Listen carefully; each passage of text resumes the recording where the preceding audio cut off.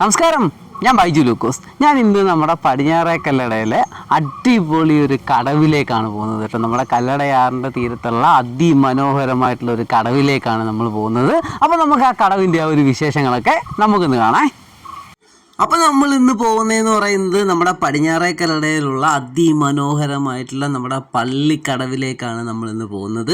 അപ്പോൾ നമ്മൾ പള്ളിക്കടവിൽ പോകാൻ വേണ്ടിയിട്ട് നമ്മൾ കടവുഴയിൽ വന്നിട്ട് നമ്മൾ ഇടത്തോട്ട് തിരിഞ്ഞ് കല്ലട വലിയ പള്ളി പാട്ടമ്പലം റോഡിൽ നമ്മൾ കയറിയിട്ട് അവിടെ നിന്ന് ഒരു 1/2 കിലോമീറ്റർ നമ്മൾ സഞ്ചരിച്ച് കഴിഞ്ഞാൽ നമുക്ക് പാട്ടമ്പലത്തിൻ്റെ മുന്നിൽ നമുക്ക് എത്താൻ പറ്റും.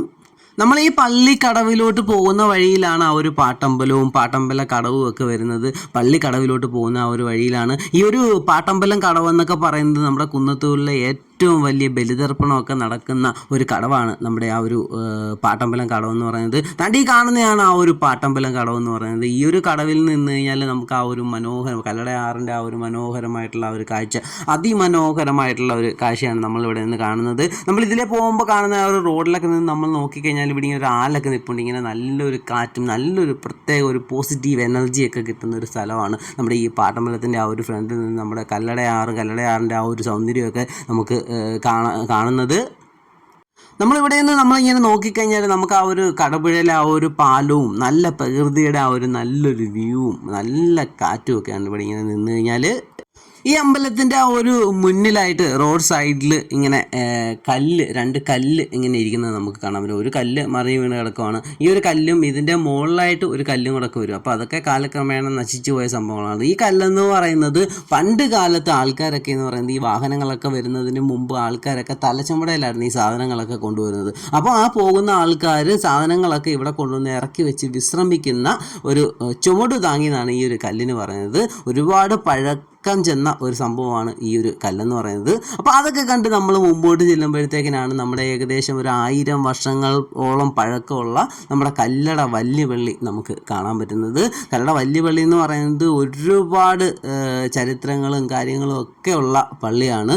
മതസൗഹാർദ്ദത്തിനൊക്കെ പേര് കേട്ട ഒരു പള്ളിയാണ് ഈ ഒരു കല്ലട വല്യപള്ളി എന്ന് പറയുന്നത്.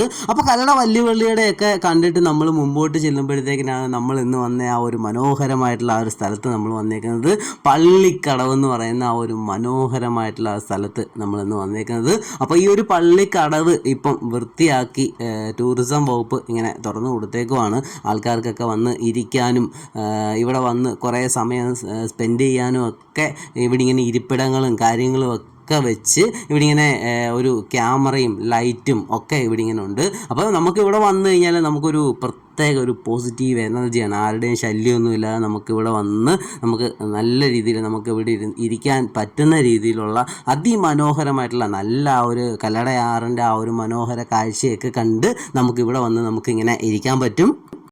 ഈ ഒരു കടവെന്നൊക്കെ പറയുന്നതെന്ന് വെച്ച് കഴിഞ്ഞാൽ പണ്ട് മുതലേ ആൾക്കാർ ഈ ഒരു കടവിൽ വരികയും ഇവിടെ ഇങ്ങനെ വന്ന് ആ ഒരു കല്ലടയാറിൻ്റെ ആ ഒരു കാഴ്ചകളൊക്കെ കാണുകയൊക്കെ ചെയ്യുന്നുണ്ടായിരുന്നു. പണ്ട് മുതലേ ഈ ഒരു കടവിൽ നിന്നും അപ്പുറത്ത് എലൂർക്കാവിൻ്റെ ആ ഒരു ഭാഗത്തോട്ട് കടത്തുകളൊക്കെ പണ്ടൊക്കെ ഉണ്ടായിരുന്നു. അപ്പോൾ പണ്ടുള്ള ആൾക്കാർക്കൊക്കെ അറിയാം, അവരൊക്കെ ഈ പള്ളിയിലൊക്കെ വരുന്ന ആൾക്കാരൊക്കെ ഈ ഒരു കടവിലൊക്കെ വന്നിട്ടാണ് കൂടുതലായിട്ടും പോകുകയൊക്കെ ചെയ്യുന്നത്. അപ്പം വളരെ ഇങ്ങനെ പടവുകളൊക്കെ വെച്ച് ഇങ്ങനെ നമുക്ക് ആറ്റിൻ്റെ അടുത്തോട്ട് ഇങ്ങനെ പടവുകളൊക്കെ വെച്ച് വളരെ മനോഹരമായിട്ടുള്ള ഒരു കാഴ്ചയും നല്ലൊരു വ്യൂ ആണ് നമുക്ക് ഈ ഒരു കടവിൽ നമുക്ക് വന്നിരുന്നു കഴിഞ്ഞാൽ. ഇവിടുത്തെ ഒരു പ്രത്യേകത എന്ന് പറഞ്ഞു കഴിഞ്ഞാൽ നല്ല സൈലൻ്റ് ആയിട്ട് കിടക്കുന്ന ഒരു സ്ഥലമാണ് കേട്ടോ. അതുപോലെ തന്നെ ഈ ക്യാമറയും ലൈറ്റും ഒക്കെ ഉണ്ടായതുകൊണ്ട് തന്നെ നമുക്ക് നല്ല രീതിയിൽ നമുക്ക് നല്ല സേഫ്റ്റി ആയിട്ട് നമുക്ക് ഇവിടെ വന്ന് നമുക്ക് ഇങ്ങനെ ടൈം സ്പെൻഡ് ചെയ്യാൻ പറ്റും. നമുക്ക് ഇച്ചിരി ഫ്രീ ആയിട്ടൊക്കെ ഇരിക്കണമെങ്കിൽ നമുക്ക് വന്ന് ഇരിക്കാൻ പറ്റുന്ന അതിമനോഹരമായിട്ടുള്ള ഒരു സ്ഥലമാണ് നമ്മുടെ ഈ ഒരു പള്ളിക്കടവെന്നൊക്കെ പറയുന്നത്. അപ്പോൾ നമ്മുടെ ആ ഒരു പള്ളിക്കടവിൽ നമ്മൾ വന്ന ആ ഒരു വീഡിയോ നിങ്ങൾക്ക് ഇഷ്ടപ്പെട്ടെന്നായിരുന്നു.